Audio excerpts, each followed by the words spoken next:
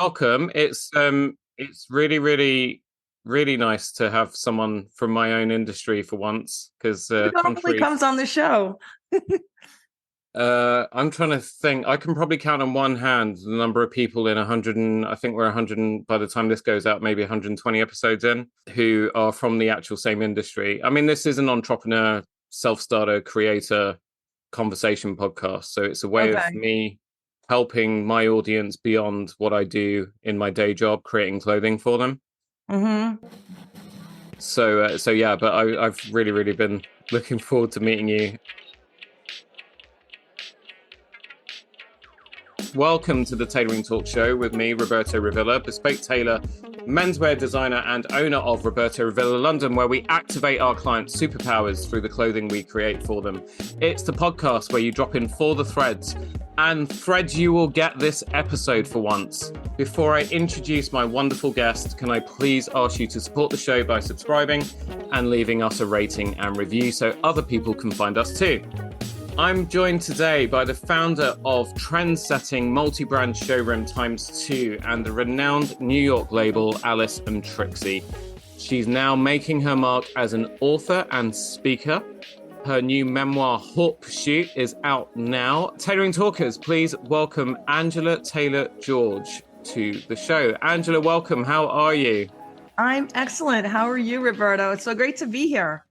Yeah, you know you're going to have to come back, right? I have so much that I want to talk to you about, and we're not going to cover it today. Okay, I'm here for it. I'm there for it So whenever. if you're not freaked out in the next half hour, then Then I'll come back. yeah, exactly. Well, then but by the time we do that, I'll have read your book, so we can talk about that too. Oh, love it. Love it. Okay. Sounds Yeah, like a plan. and you know what? It's good timing for me because we launched custom footwear like 4 or 5 months ago, Oh, and congratulations. I'd always wanted to do it. But it's kind of like I've been 20 years in tailoring and now I'm starting this thing. And even though you would think it's just an extension of what I do, it's I have to shift into a different gear. So it's like I could be talking to someone about the top half of their body and the bottom half. And then when they say, okay, can I have a shoe fitting as well? I suddenly have to literally take my tailoring cap off and put my footwear cap on because it is a slightly different way of thinking, which is kind of Absolutely. So interesting. it's funny. I have a story in my book where I talk about back in the day how they used to, I don't know if you had this, but when you went into shoe stores, they would fit you. There was this metal contraption for the Yes. length and the width, and you'd put Yeah, your foot the in it and they would Brannock slide it. device. So anyway, yeah. Do you have those? Yeah. I actually have a classic New York, sorry, not New York, American Brannock device because the Brannock device, I think that's where it originated. It was invented in America. So yeah, I have one of those, but we're kind of doing things a slightly different way. So we actually have different, for the different shapes of shoe that we do or the different lasts that we do, we have sizing sets in every size. And basically we kind of determine the client's size, width, etc. that way by them trying an actual pre-made shoe on. And then we have 3D design software. So then we sit with the customer and we actually design their shoe in a virtual space. And then once they're happy with all the details, they can see it 360 degrees. That then goes to our team at the factory and they actually create the client's shoe exactly the way they want it. And then it goes to the customer. So we're This not, is amazing. yeah. So it's kind of less waste as well because we're not stocking hundreds and hundreds of pairs of shoes at the store. We're literally only supplying what we actually create, if that makes That's sense. So no, of course. That's amazing. Is anyone else doing this? Because I don't know about this business model. I think this is kind of revolutionary. yeah, I'm kind of thinking that because I originally took it on as just a few clients had been bugging me saying like, if you did Where are the shoes, I would get shoes? shoes.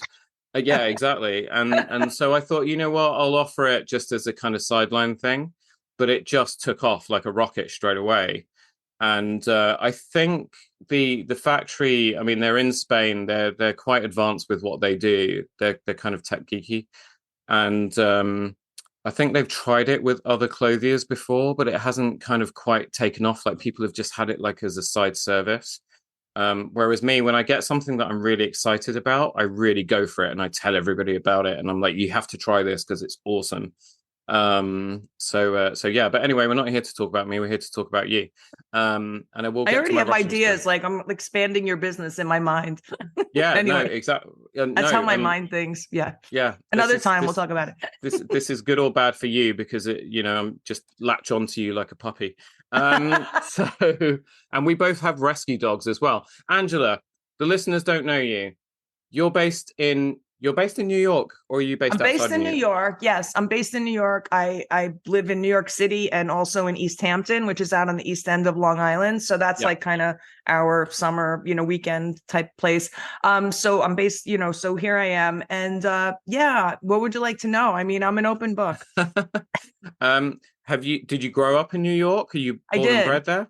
Yeah, I grew up in New York. I grew up in a suburb, and it's in the actually, it's all in the everything that I'm going to tell you is in the book. But I Okay, grew so up don't read the book for me. Just give me highlights, right? yeah, Because we yeah, need yeah. I people don't want to wanting more. exactly. No, I want cliffhangers for you. Yeah. So yeah, I grew up in Long Island and about I don't know, about like maybe 35 minutes from Manhattan. So Yeah. that was like when we would go out as a family or we'd go into the city, like that's where we went. We went into New York City. So yeah, I'm a native New Yorker.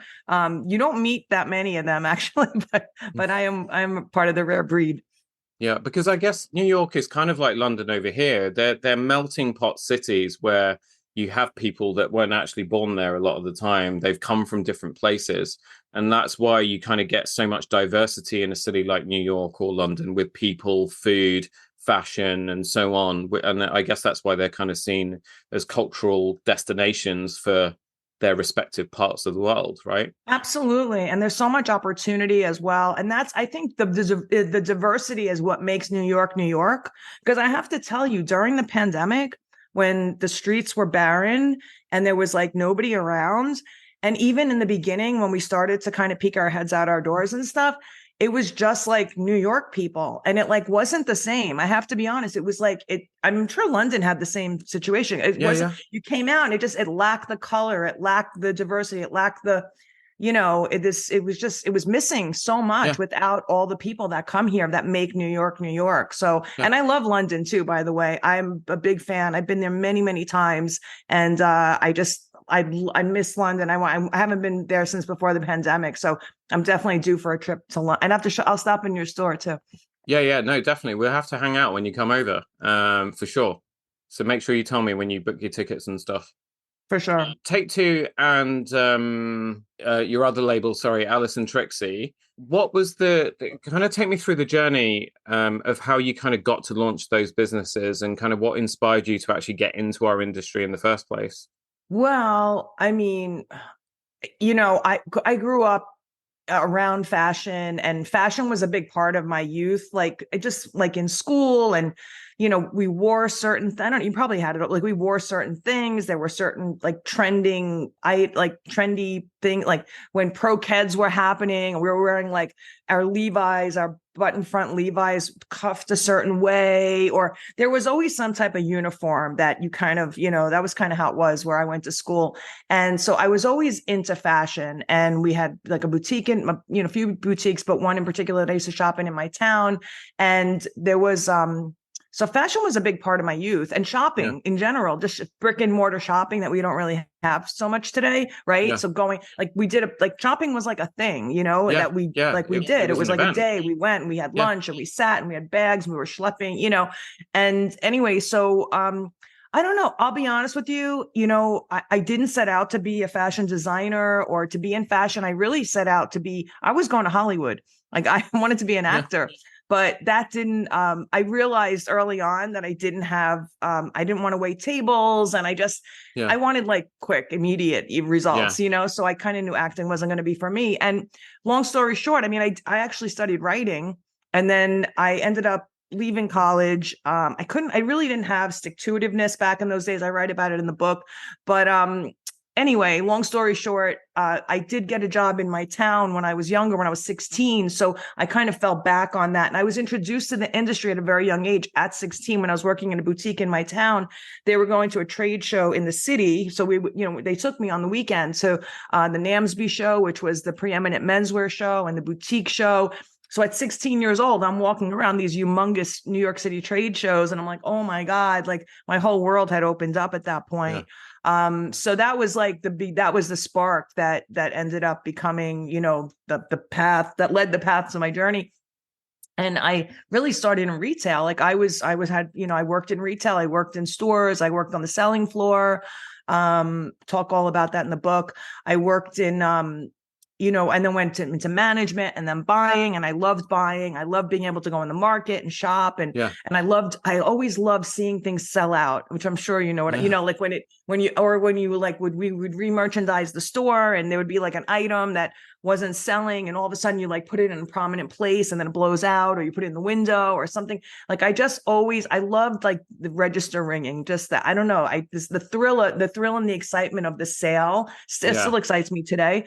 And then, I really was going to have a retail store. Like I wanted to be in retail. I wanted to do what you're doing, but the investment back then, there was no internet. You would have to get a lease. You would have to sign a big long-term lease. You'd have to get inventory. You'd have to build out the store. And I didn't have like two nickels to rub together. So that wasn't in my future.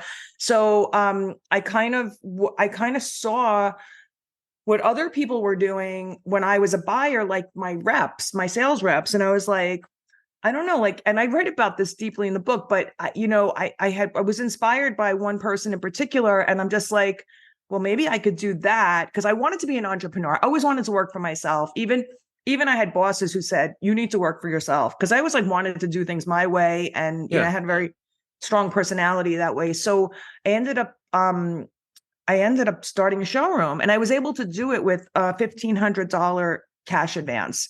Like that was all I needed. So I didn't have money. So all I needed was that $1,500 cash advance. And that's what parlayed my whole career from, never borrowing money, never taking loans, anything like that.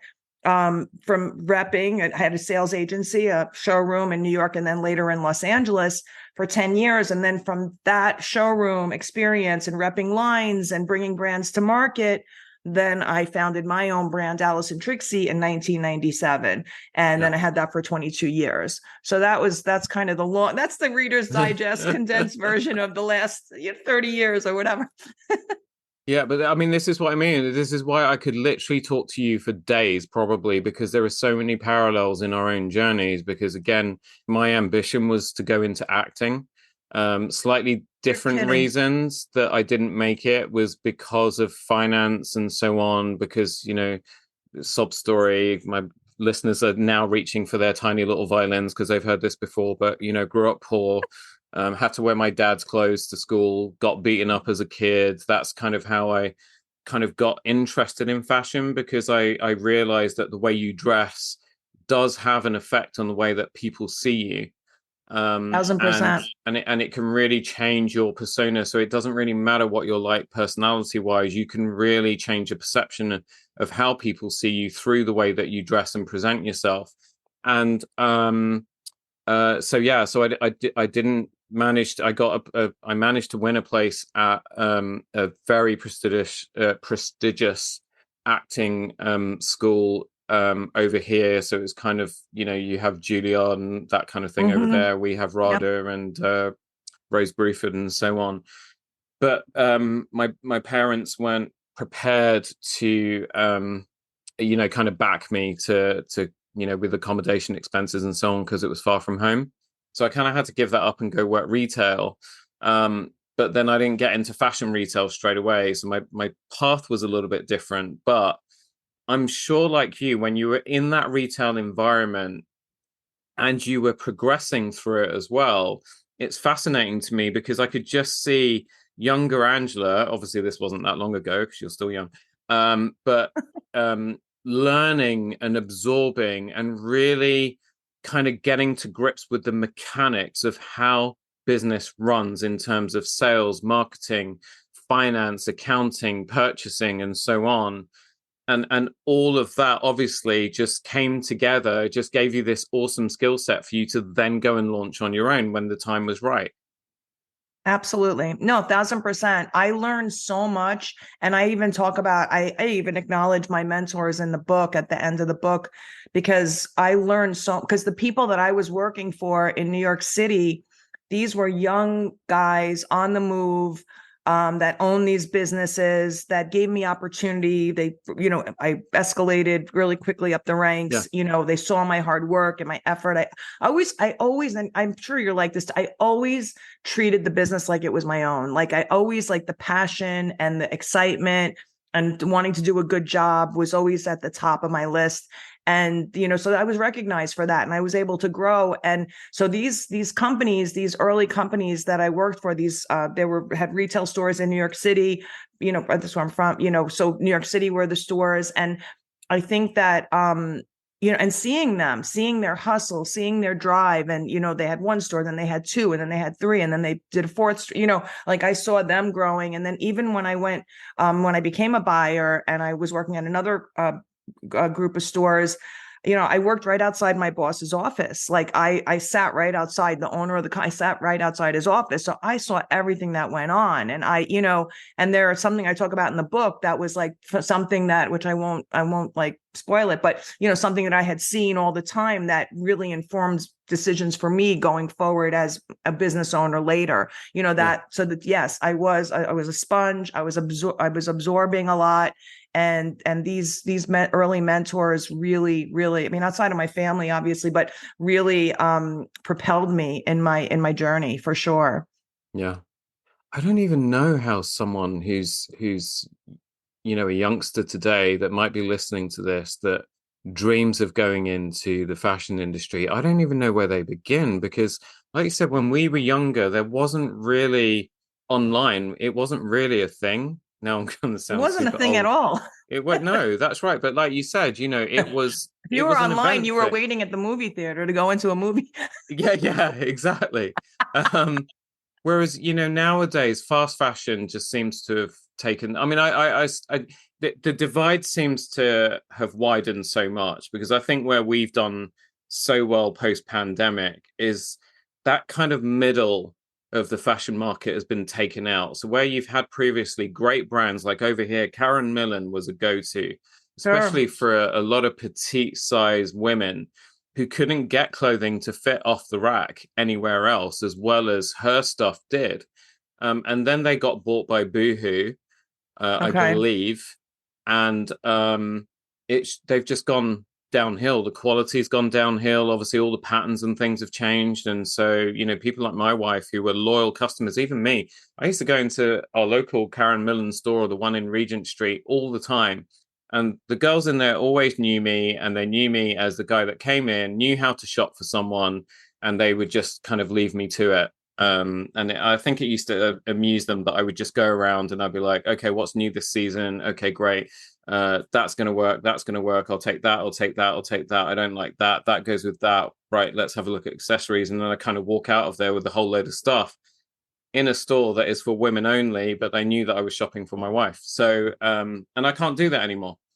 And, Yeah. so I guess I'm kind of sound like I'm complaining about it, but it's like these days, it's either you go very high end or you can go very cheap, but that middle kind of road is very, very difficult. That seems to have been kind of carved out of the market altogether. And so, you know, I don't know, there just doesn't seem to be, like, you take brands like ASOS, which is one of these fast fashion brands over here. They've Mhm. taken a huge building in Camden that used to be full of different firms, like it was the head office for one of the big travel companies over here, and then on another floor was a big ad agency, and there were lots of other. Now they've taken the whole thing over, and it doesn't. It seems like there are more tech people walking in and out of these places than there are actual people who are in fashion and are creative. Sorry, any tech people that are listening, but I don't But think in ones and zeros. that's what happened in the New York City garment district. I mean, I talk about it a lot in the book of, I witnessed this huge garment district that took blocks and blocks and,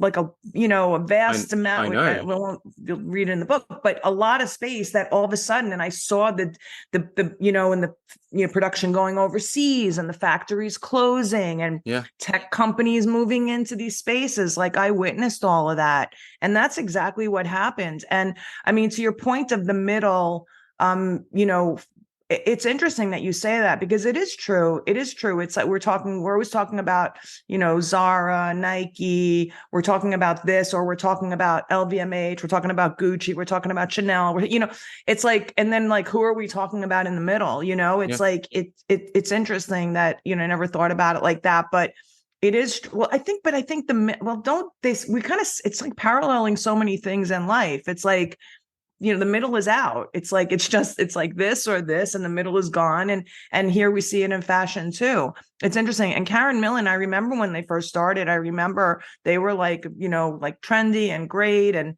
then, yeah. And then it's hard sometimes when, and I've seen it happen here as well, when like a volume brand will buy like a brand that, like a bespoke brand that had like some, really great Yeah. value and had a great business, and then they take it and they just like tank it. I've seen it. It's happened many times. Yeah. Exactly. I was reading an article the other day about this. Have you heard of this clothes mountain in the Chilean desert? No, it's You called can Clothes Mountain. Yeah, where it's all the fashion brands, they're discarded clothes where they Oh, can't okay. sell them. They Is that send where them. they go? I didn't know That's that's where where they they yeah, went. they go to the Philippines, they go to Chile as well. And apparently there's this mountain growing in the Chilean desert of discarded clothing that you can now see from outer space.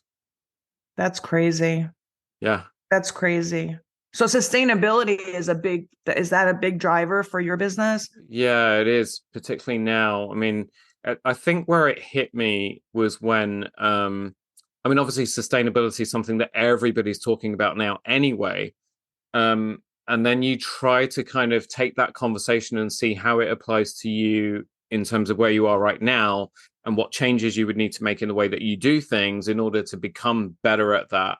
And it was when I think it was sometime during the pandemic, I was doing, some of my clients, just to try and keep me going, would kind of get me around to their homes, and I'd stand in their front yards and they would just bring stuff out to me and say, this doesn't fit anymore. Can you alter it? Maybe that You needs do like a replacing. closet detox on the front lawn. Exactly. Yeah, that's it. Well, because of social distancing and Of stuff, course. right? And so I remember one of my clients in particular, I ended up making alterations and some replacements of stuff that was beyond hope. And it was stuff that he was like, "Oh wow, I remember when you sold me these and you made these for me." And I'm taking stuff that are like, I did for him. I'm 46 now. When I was like 25, 26 years old, right? He's still got those things to this day. And we've just been managing to kind of repair and alter and reshape and retailor and just keep things going for as long as possible. And if that's not a form of sustainability, I don't know what is. Oh my God, no, it's at the core of it. I mean, I think that that's amazing that you do that. I love that. And I do think there is so much value in again, and if you're working with high quality fabrics and a decent make on the garment, you can do these alterations later on in the life cycle of the garment. And I think I mean, I love that. I think your business is like so, I mean, I think that to me is optimal. But yeah, to your point of everybody talks about sustainability, and then, we're not going to go there, but like greenwashing, and are you really sustainable? Or is it just like a marketing term? Yeah. But it sounds like you're really walking the walk, Roberto, Yeah, for we're sure. we're not talking about it yet because I still feel like I'm not in that position, because there are still things we do, like,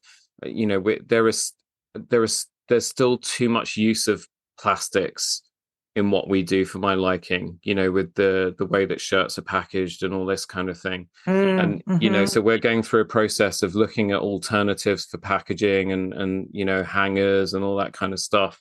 And it's probably going to be a couple of years in terms of the journey, but I won't start talking about it and really promoting it until I can do it with a level of authenticity, because I really do feel there is a lot of greenwashing going on in the industry at the moment, because we all know that we are, after fossil fuels, we're, I think, the second most polluting industry on the That's what planet. they say. Yeah, exactly. Yeah. So Well, but yeah, I mean, I think like you don't have to talk the talk. You just have to walk the walk, and you're yeah, doing it. So that's the main thing to me. yeah. And What people was can the see it, yeah, it's like what you're doing made to measure, you're doing custom made, like you're creating for the demand that's there, not over creating for a demand that doesn't exist. So, yeah, you're embodying the whole thing. And you don't even have to like say it because yeah? it's you. We just do it, Just as do Nike it. said. Just do Have you you. seen? Did you see that movie Air, about the Air Jordans? No, Oh, you'd love it.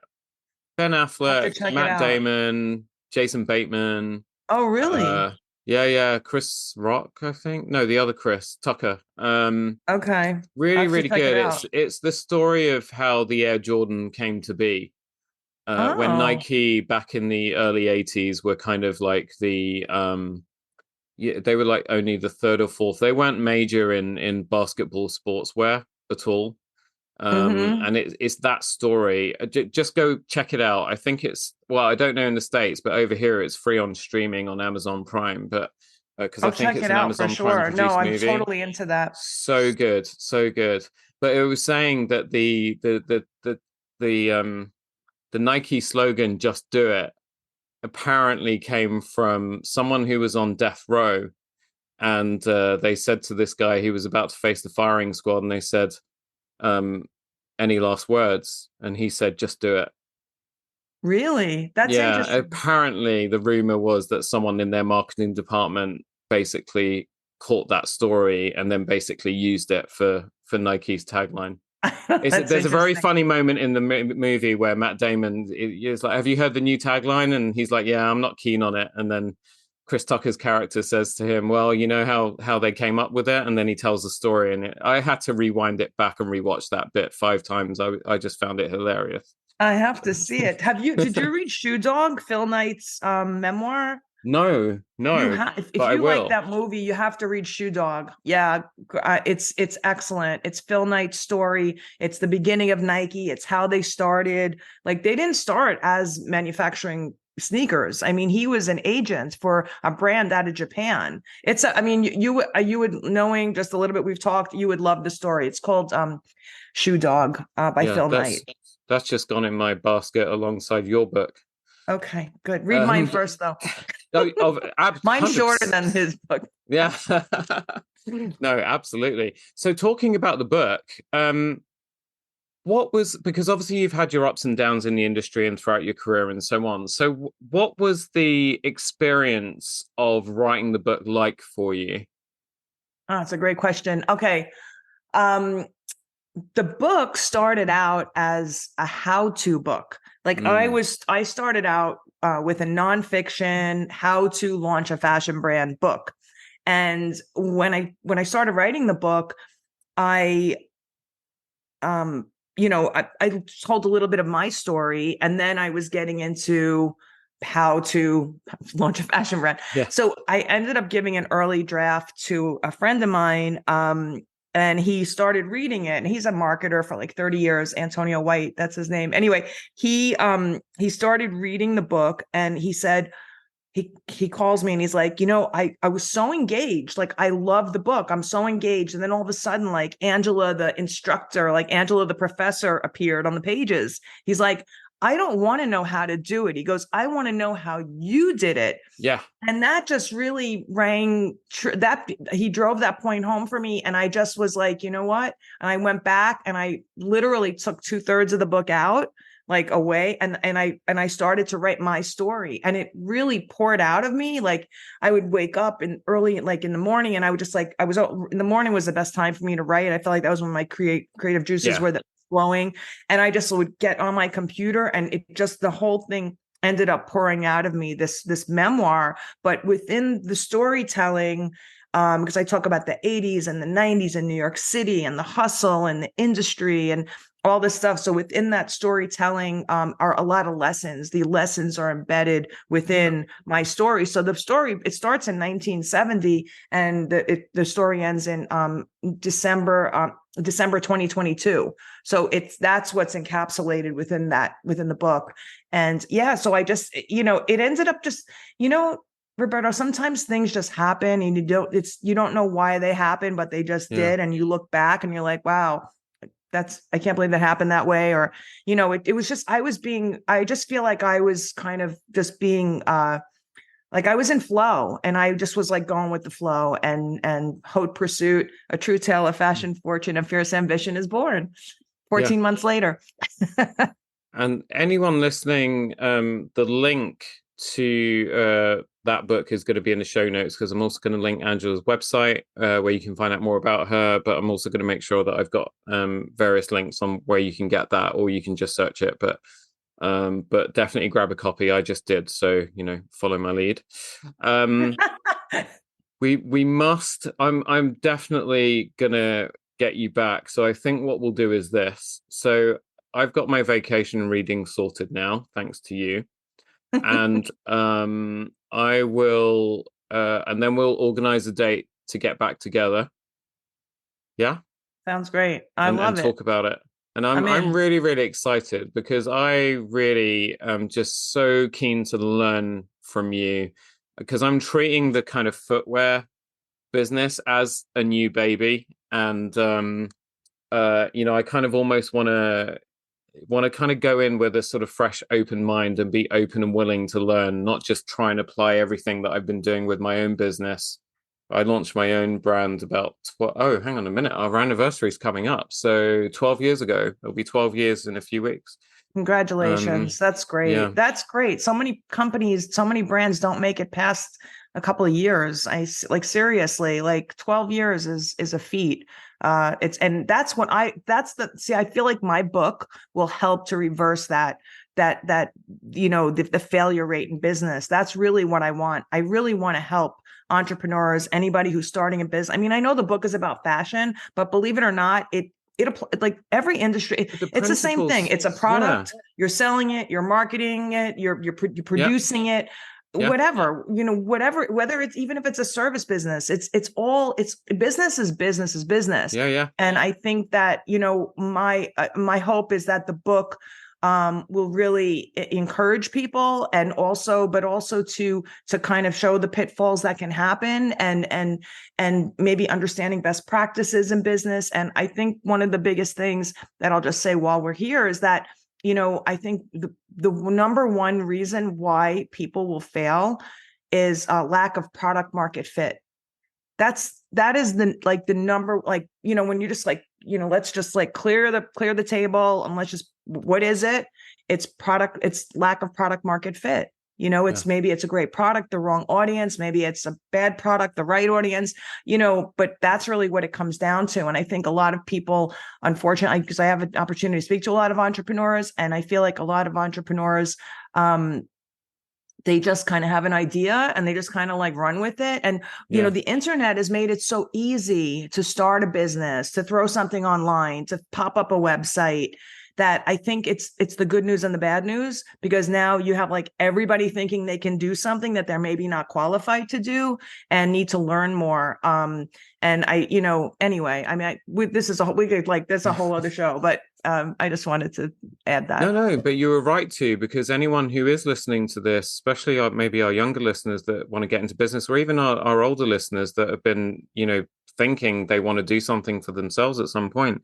I was talking to one of my clients, and he's one of my closest friends, Usman Qureshi, who's an orthodontist. So he runs a chain of orthodontists up and down the country. And I make his clothes. So the great conversations I have with him are fantastic, because he's a businessman. I see him as successful. He's a hero to me when it comes to business. And, he's able to talk to me from a customer experience point of view, because I look after him in that capacity. But then I get into conversations about his business, and there's me thinking that he's got it all nailed down and he knows what he's doing. But then he's got challenges that when we actually talk through them, the principles that underline our businesses, even though he's dealing with teeth and I'm dealing with making people, look better and 20 pounds lighter and all that sort of thing. All the But fun stuff. the foundations, the principles are all pretty much identical, no matter what you're doing, no matter what you're 1000%. doing. So anyone who's listening should definitely, if you're kind of humming and ahhing, put that damn book in your shopping basket and get it today, because you'll learn something for sure. The other thing people will be wondering, because they've probably been wondering it now for the last 35 minutes or so, what the hell are our Russian stories? So let's do that. Okay. And this isn't to kind of put an entire race of people down, but just a small section of them. So do you go first, ladies first?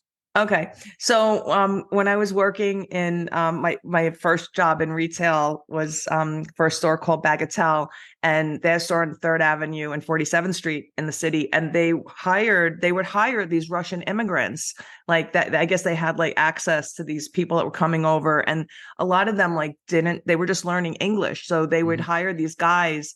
And actually one of them ended up becoming my assistant manager when I was promoted to one of their other stores. His name was David. But there was another guy named Boris, and Boris, he didn't speak as much English, and he was learning, selling shoes on the job, right?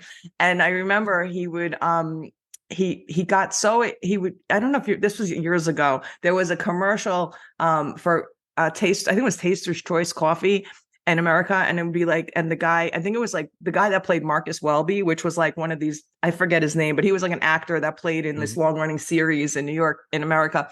And I remember, and the tagline for the commercial was "Enjoy your coffee and enjoy yourself." So he'd walk around the store going, "Enjoy your coffee and enjoy yourself." Like he was so excited and enamored with that tagline. And then anyway, so that was like, and then I learned, this was something that I learned.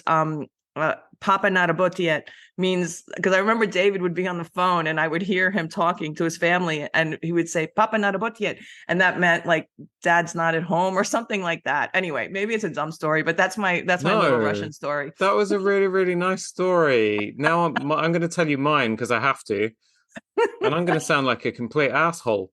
Well, we can do it. We did it together, so it's good. Yeah. So a few years ago, so my wife and I are in Madrid, as you know, we are frequently because all our family are there, and we're in Salamanca, which is kind of like the Fifth Avenue or the Regent Bond Street of Madrid, right? So that's where all the big labels are: Gucci, Prada, Tom Ford, etc., etc.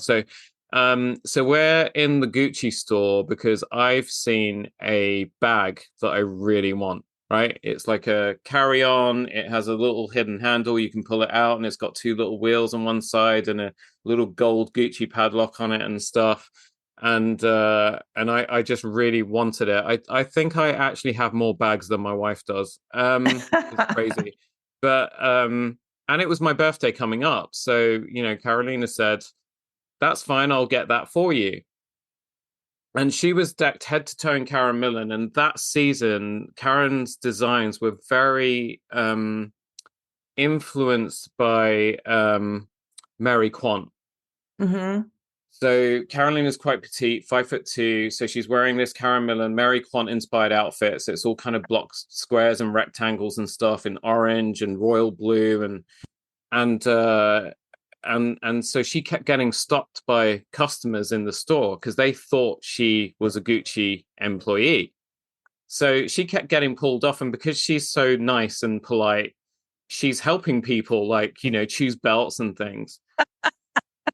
And I'll get back to yeah, okay. So in the meantime, I'm looking at and then she's calling over her shoulder, and she's like, "I don't know, like they think I work here, so I'm just going to help this lady pick a belt out. How much is the bag?" And I said, "Oh, it's like $2,000 or whatever it was."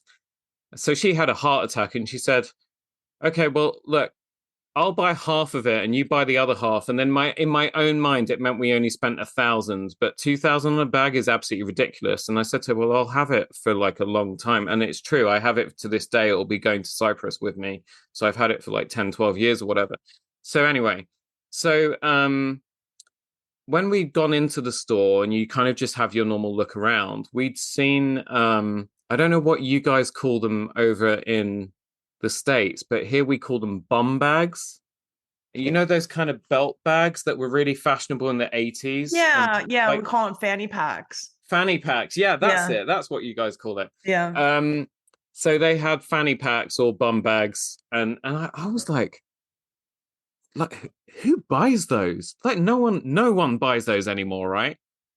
And one of the Spanish assistants in the store overheard me, and she just cheekily said, "Oh, trust me, there's a market for those with certain people."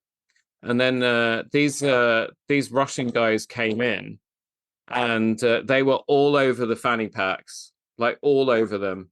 And that was the day that I learned that money doesn't necessarily buy you class. That's true. Yeah, because they yeah. Anyway, there we go. So that's my story. So I do sound like a complete jerk. But yeah, but Well, we did it together. but We the girl both was had telling crazy me, stories. yeah, exactly. But no, but yours was really nice. She was telling me that they were the only it's like, single Russian bald male. That's the market for those things. I couldn't believe it. Well, they had product market fit with that one. Yeah, no, exactly. Um, Angela, thank you so much. You've been an absolute delight today. I really, really appreciate you taking time out to come on the show, and I can't wait to do this all over again. I cannot wait to read your book. So, literally, as soon as it comes through the door, like when in the taxi on the way to the airport on Monday morning, I'll be racing my way through it, and then I'll probably read it all over again. So, and then I'll get you back on, and we'll dissect it.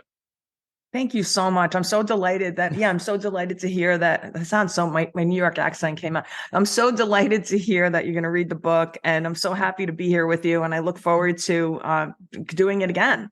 Yeah. Where's the best places? I mean, I'm going to make sure I've got your website there. Also, Angela is doing more and more public speaking. So if you want to book her, then I'm guessing the website is the way to go, right? Yes. Yeah. If you go on the website, there is a speaking tab, and then you could email me on the website. Yeah. So it's AngelaTaylorGeorge.com.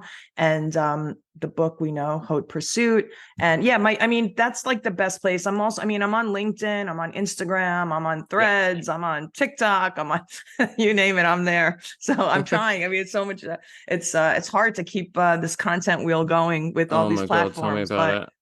I I kind of, started doing Instagram Reels like properly a few months ago. So I do like little 60-second how-tos, mm-hmm. like how to do something, or like a feature of outfits, like for example, why do women's clothes not have pockets and stuff like that, right? Or functional pockets. And then I go through a little bit of history and then tell people the kind of practical applications. Well, anyway, you'll see it. And those have been reasonably popular. So I think people like that kind of more value add kind of content. But then the I thing think I so. keep forgetting to do is to then post those videos on TikTok and LinkedIn and everywhere else. It's just trying to keep up with all that stuff these days. Sometimes I forget that I have a TikTok account. So, which is probably why I've Agree. only got No, 40 I followers. think for you, I think LinkedIn would be great for you because of what you do. I have a friend who he's an image consultant, and he works with, guys in tech, Silicon Valley, attorneys, and he's crushing it on LinkedIn. He's posting such great value. He's doing mini blogs, he's doing videos.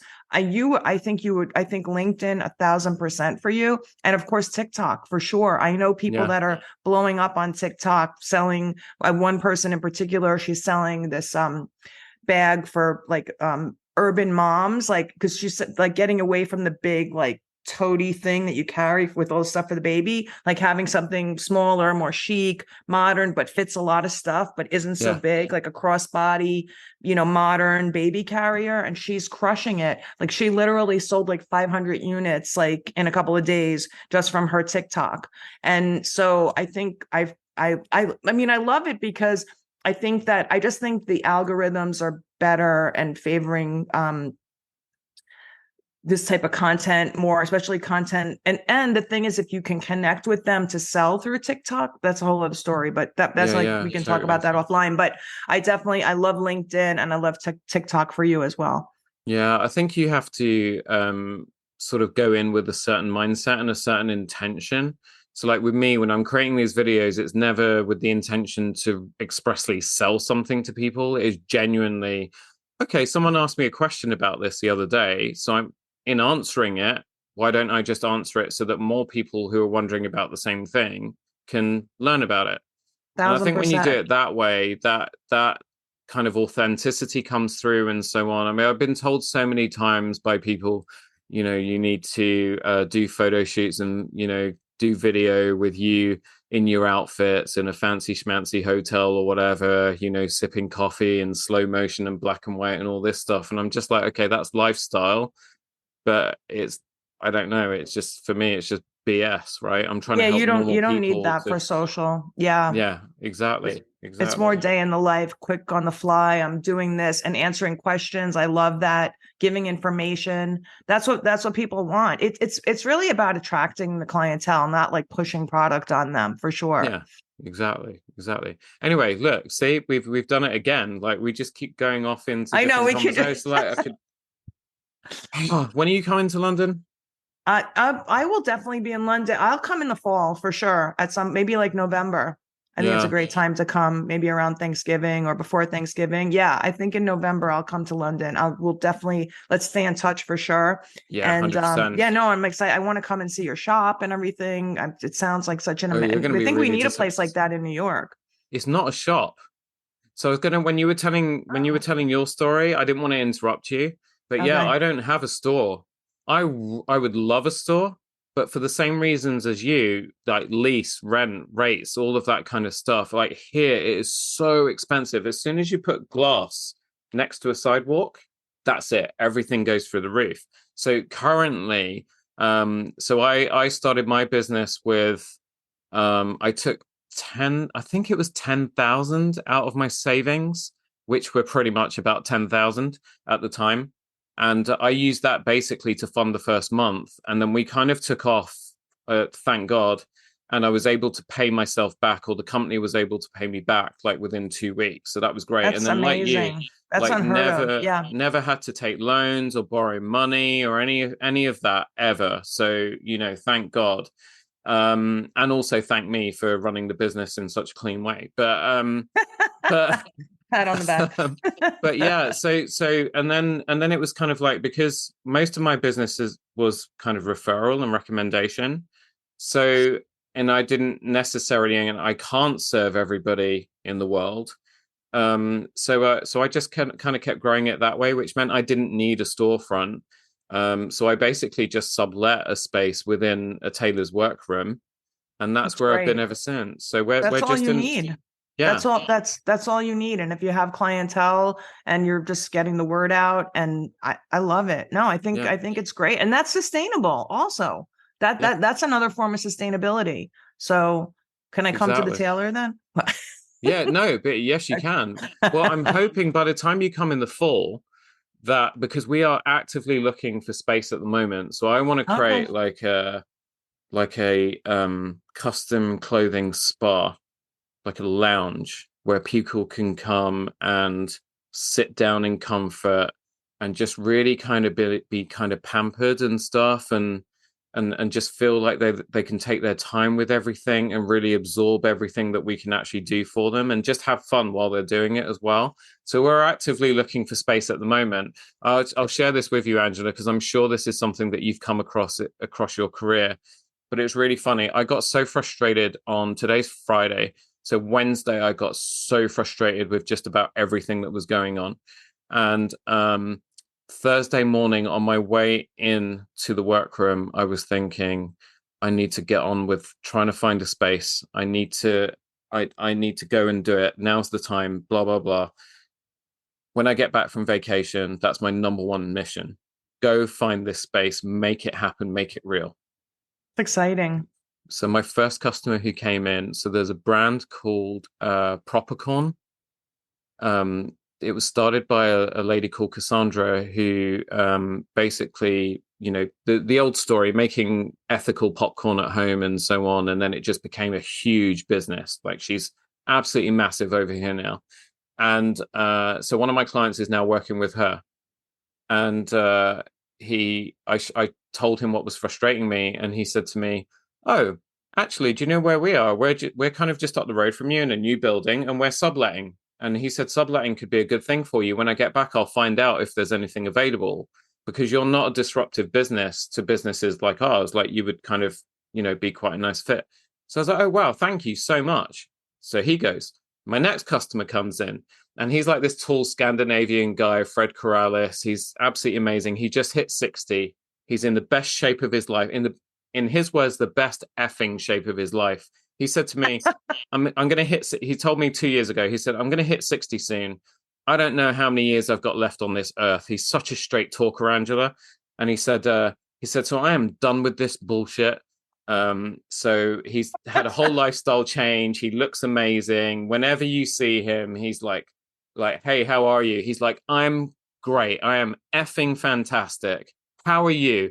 And if you answer anything less than, then he's going to put his arms around you and he's going to find out what the hell is going on and then make sure he straightens you out. He's awesome.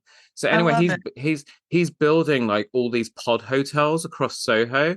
In Japan, like those hotels are quite popular where it's literally like a cube. Oh, real? I haven't been to Japan. Yeah, I'm not Yeah. familiar. It doesn't sound attractive to me because I'm claustrophobic, but so that's what he's doing. So anyway, long story short, because I'm keeping you, I'm so sorry. No, He no, no. I'm so loving the he's conversation. so again, so I told him, right? I said, "I need to get out of here and I want to create a, space, blah, blah, blah." And he said, "Well, because I'm building these hotels and stuff, I'm actually on the Soho business committee or something. I don't know what it is." And he said, "We're just trying to find another female entrepreneur, actually, a space." So he said, "Write to me and tell me what you're after, and I'll speak to all of the landlords across Soho and we'll see what we can find." So I was like, "Oh my God, thank you." And then the next one, I go to see a company who do company formations and registrations and stuff. And they have an amazing YouTube channel, which is fantastic for entrepreneurs. First Formations, guys and girls, go check it out. And I dressed their presenter. So they called me in because they said, "We need a bit of a wardrobe refresh for the presenter. Can you pop in?" So I came in, they've completely refurbished their offices. They've taken a long lease on the entire building. So they've taken the top 2 floors for themselves. And then the second 2 floors, they've done them up to lease out or rent out. And so they took me round after I finished doing what I needed to do. And there's a couple spaces in there that are like perfect. And because I know them so well, we have that synergy between us. That is a very, very strong contender for this space. But the point is, I go from Wednesday frustration to Thursday first thing 6 a.m. Like really, like I need to do this. This needs to happen now. And then suddenly, like the universe starts manifesting and I'm throwing. getting chills. Right? I'm getting no, but you set the intention. Like I know I love it. I want to kind of like I want to rub your head. No, see, I want it to like get a There rub you off go. on me. Yeah, there you go. There you On the go. screen. No, but seriously, I feel like you set the intention and like boom, it's like you said it and you spoke it. And then like I just no, I love it. I love it. I feel like that's really the way it works. Is that you're attracting these opportunities because you said it, you spoke it. And I'm guessing that's what I'm going to find out about you when I read the book. Because I'm going to ask you about that, but I've had you give away too many spoilers already. So let's do a take two. Angela, thank you. I am genuinely going to let you go now. So I'm just going to do our CTA again because everybody's forgotten.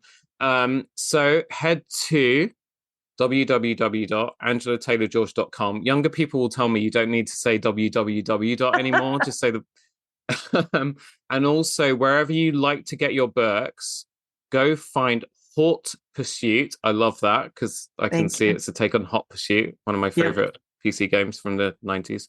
A true tale of fashion, fortune, and fierce ambition in New York City. Haute Pursuit. You can find it on Amazon and Waterstones, and I'm guessing Barnes and Noble and all those things that you have, and Amazon.com in the States as well. We have a lot of listeners in the States, by the way. That's it. Angela, I ask everybody this. Have you had fun today? I had an amazing time. Seriously. No, I did. This has been so enjoyable. I've loved meeting you, Roberto. I love your energy. I love your dad. By the way, he looks amazing. He's wearing a salmon color blazer with the, oh my God, with a printed lining. That's everything. And a gray, I mean, with the gray t-shirt, he looks, he looks amazing. So you guys have to get over to where Roberto is so you can definitely spiff up your wardrobe. Awesome, thank you. And then I'll let you know when we're heading over to New York, which I'm hoping is going to be spring next year, if not sooner. Absolutely. I've always wanted to do Christmas in New York, actually. It's fun. Yeah. Well, I think it's as fun as Christmas in London would be for me. So I think for sure it's fun. It's the lights, it's the people. I think this Christmas is going to be like blowing up because people are full on traveling. And New York, you'll like go through Central Park. Yeah, no, New York is amazing at that. I love New York at Christmas. I love Christmas anyway, anywhere. Yeah. No, me too. Brilliant. Thank you, Angela. And thank you all so much for joining us. Don't forget to connect with me on Instagram at Tailoring Talk Podcast and at Roberto Rivilla London. And you can also email the show at tailoringtalkpodcast@gmail.com. And you can also connect with Angela on Instagram as well. So I'll make sure I put her Instagram details in the show notes for you. Hit subscribe, rate, and review. Click the share button in your player to send this episode to someone you know who might be inspired by what Angela shared with us today. And if you're enjoying Tailoring Talk, you can support the show at buymeacoffee.com/Roberto Rivilla. Have a great week. Be good to each other. And I'll see you on the next one.